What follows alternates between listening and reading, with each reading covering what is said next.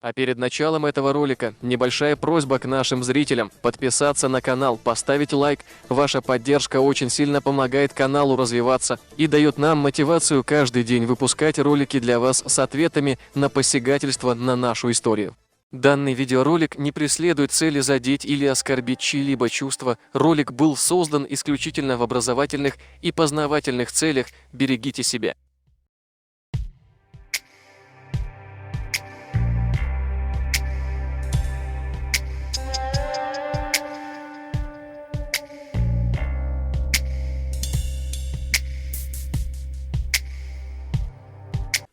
Да что ты, черт побери, такое несешь?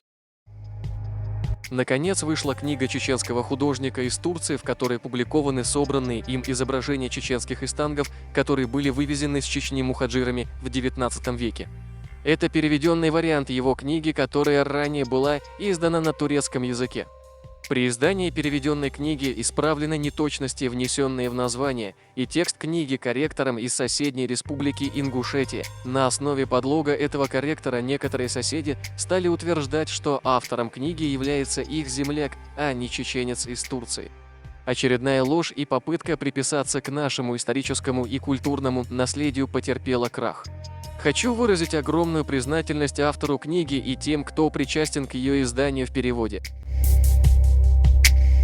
А теперь послушаем заявление чеченца, автора данного труда. Я академик и художник, мне 60 лет. Я много лет, с 1987 по 1994 год, занимался исследованиями прикладного искусства чеченцев Турции. В 1995 году я написал книгу о войлочном производстве, декоративно-прикладном искусстве чеченцев, однако в то время я не смог найти спонсора для публикации этой книги. В 2015 году руководитель Кавказско-Ингушского культурного центра в Стамбуле Салман Бешта предложил мне помощь в издании моей книги о чеченском войлочном искусстве при условии, что я добавлю в ее название слово «ингушское». Я согласился на это, поскольку отношусь к ингушам, как к нашим братьям.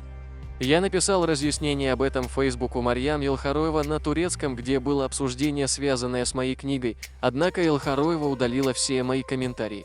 Я, как единственный автор и фактически владелец авторских прав этой книги, считаю непорядочным и абсурдным искажение ее содержания, чем сейчас и занимаются некоторые люди в Ингушетии. Эту книгу мы переиздали на русском языке в 2021 году, чтобы наши соотечественники на родине могли ознакомиться с нашей историей, ремеслами наших предков. В русском переводе моя книга была переиздана с ее первоначальным названием. У меня нет ни времени, ни намерения спорить о моей книге и заниматься бессмысленной полемикой очевидного. Конец цитаты. Истанг – традиционный чеченский войлочный ковер, украшенный национальным орнаментом, выполненным по методу цветной аппликации, массово производились вплоть до начала 20 века. Очередная ложь ингушей разоблачена, все тайное становится явным. Очень странные дискуссии происходят сегодня в сети между чеченцами и ингушами, однако даже и среди них своей запредельной тупостью отличаются споры вокруг истангов. Но в чем суть спора?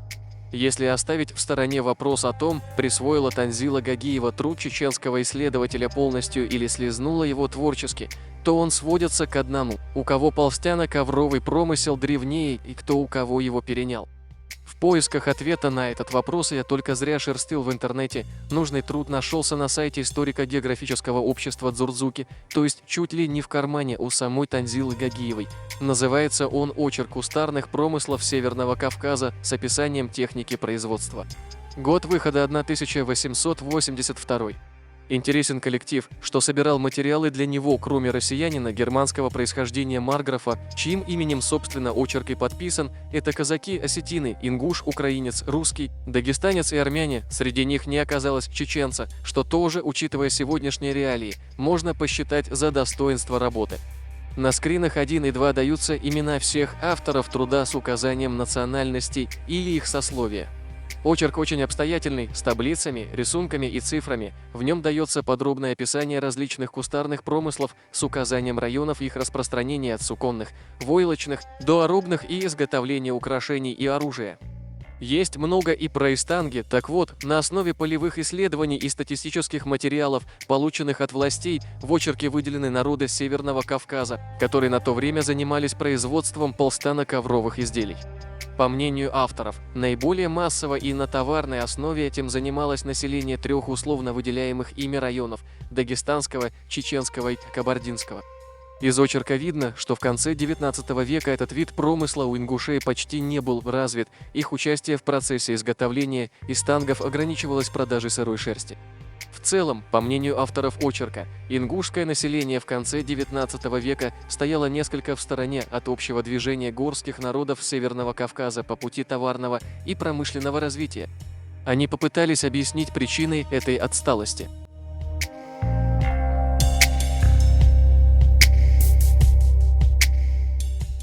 В заключение еще раз, но от себя. Среди авторов очерка нет чеченца, но есть ингуш, сам же он вывешен на сайте общества Дзурзуки, руководительница которого оскандалилась с присвоением чужого труда. Зачем, спрашивается, надо было переводить с турецкого на русский, а потом под своим именем выпускать чего-то от какого-то там чеченца, когда у нее в оцифрованном виде лежит очерк о том же, но написанный с участием известного и авторитетного не только в прошлом земляка.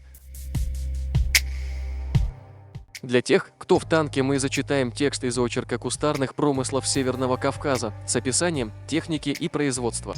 Стоит отметить один факт, что один из авторов данного труда является Чах Ахриев Ангуштинец. Полстяным и полстяно-ковровым промыслами занимаются лезгины, кумыки, чеченцы, нагайцы, калмыки и так далее. Не занимаются им русские казаки, осетины, ингуши и армяне. Отдельные районы промысла отличаются до некоторой степени характером своих произведений и количеством выделяемого товара, распространенного между населением.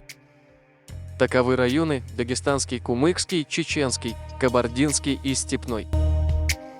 Половина шерсти прикупается от альпийских чеченцев и ингушей, и почти каждая семья готовит полстяные ковры и тому подобное на свое домашнее употребление, а около 8 части семей готовить их на продажу, снабжая изделиями альпийскую Чечню, ингушей, осетин и казаков. Между прочим, отсталость ингушей авторы объясняют следующими словами. Отсталость горского ингушевского племени обусловлена другими причинами. Это племя считается мелким осколком чеченского народа, потерявшим почему-то с ним связь и его покровительство. Между прочими племенами оно тоже не приобрело друзей за свои хищнические и предательские инстинкты. Под альпийскими чеченцами тут подразумеваются чеченцы из Аргузского ущелья. Как мы видим из очерка кустарных промыслов Северного Кавказа, ингуши не занимались этими изделиями, и труд чеченского переселенца, который они попытались себе присвоить, никогда им не принадлежал.